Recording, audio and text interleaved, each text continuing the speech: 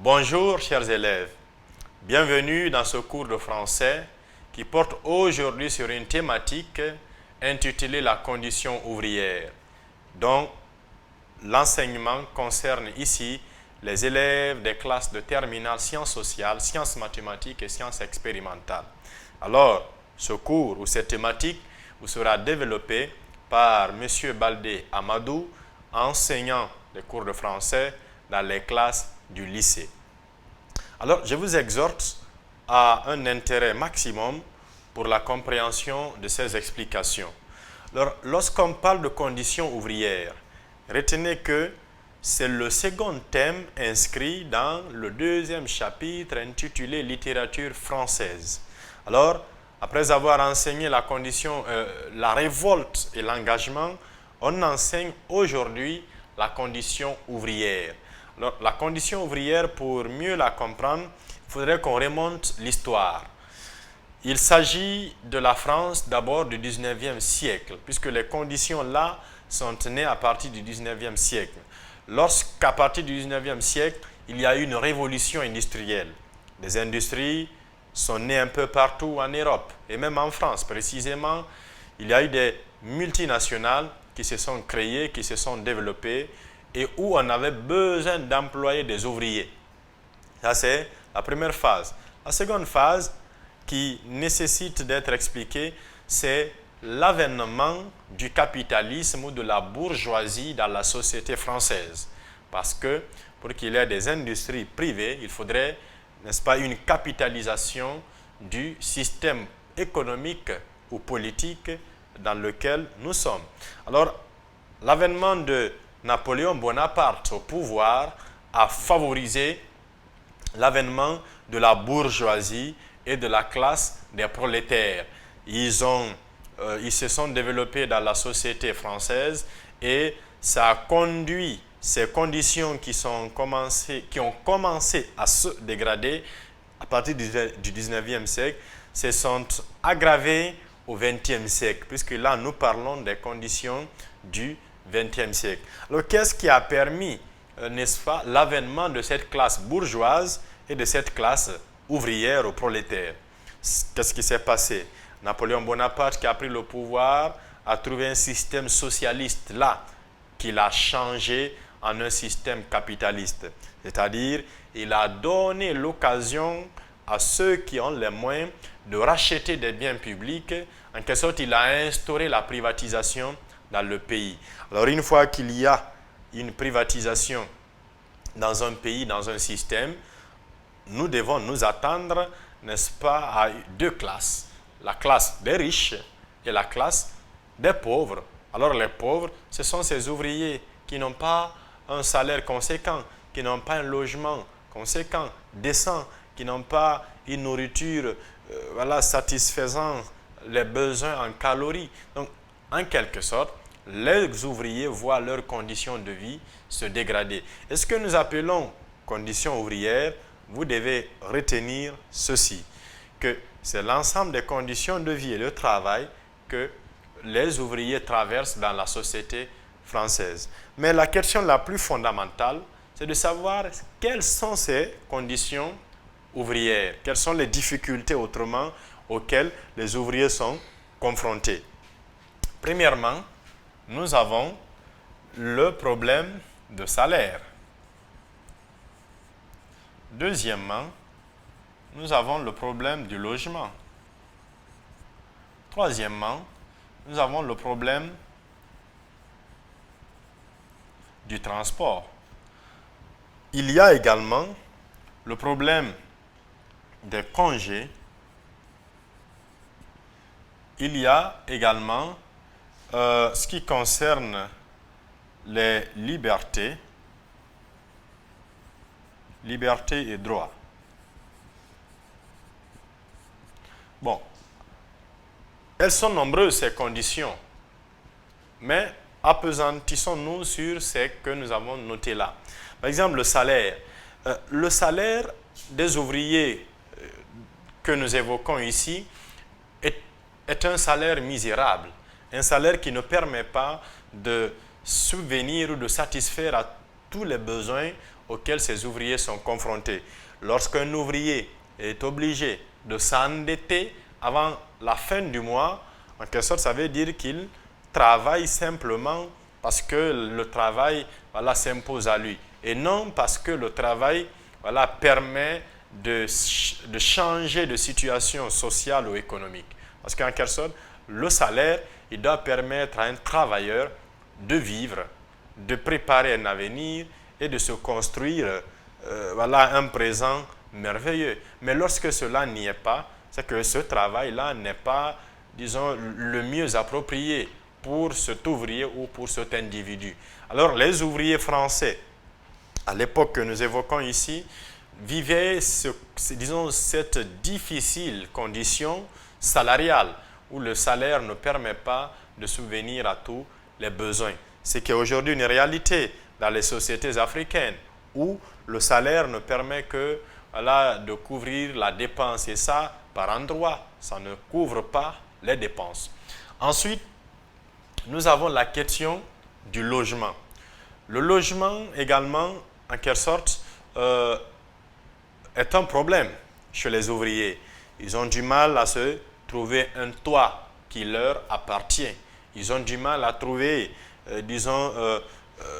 un aménagement de ce logement de manière décente. C'est un problème, puisqu'il faut que le salaire le permette. Il faut que nous ayons un salaire conséquent qui nous permette de nous nourrir, mais aussi de faire de l'épargne pour nous construire une maison ou en tout cas nous acheter une maison pour y vivre décemment. Lorsque cela n'y est pas, c'est que nous sommes confrontés à des conditions de vie et d'existence exécrables.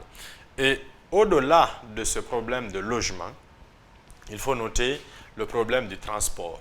Lorsqu'on est ouvrier d'une industrie, il faudrait que l'industrie mette à notre disposition un moyen de transport, un moyen de déplacement permettant d'économiser notre salaire pour ne pas qu'il soit orienté en grande partie vers ce salaire. Un exemple, dans le cas guinéen, vous êtes un ouvrier et vous recevez à la fin du mois une somme de 800 000 francs guinéens, ce qui est une somme très élevée pour certains ouvriers même. Mais prenons cette somme de 800 000. Et dans cette somme de 800 000, vous avez un transport à payer tous les jours aller-retour qui s'élève à 15 000 francs. Lorsque vous avez 15 000 francs à payer comme transport tous les jours, le mois, vous retirez 450 000 et il ne vous restera que 350 000 dans votre salaire. Donc, en quelque sorte, le transport mange plus de la moitié de votre salaire. Sans compter que vous avez besoin de manger dans votre lieu de travail et il n'y a pas de cantine dans ces lieux de travail-là. Finalement, presque vous n'y gagnez absolument rien. Donc, les conditions des ouvriers sont des conditions très difficiles et ces ouvriers dont nous parlons sont des ouvriers français à l'époque qui vivaient très mal leurs conditions de vie et d'existence. Ensuite, ce sont les congés.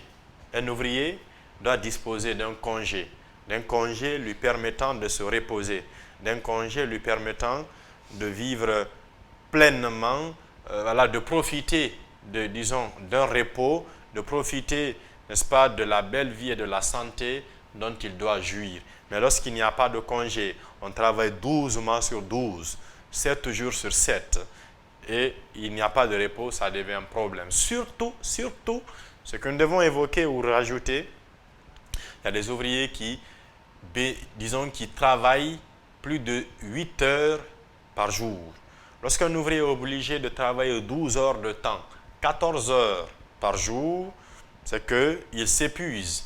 Au bout de 5 ans, de 10 ans, de 15 ans, cet ouvrier ne pourra plus jouir de la santé dont il disposait au début parce qu'il exécute un travail, surtout un travail physique, qu'on réalise pendant 12 heures ou 14 heures, ça nuit gravement à la santé du travailleur. C'est un problème français du XXe siècle que nous évoquons là.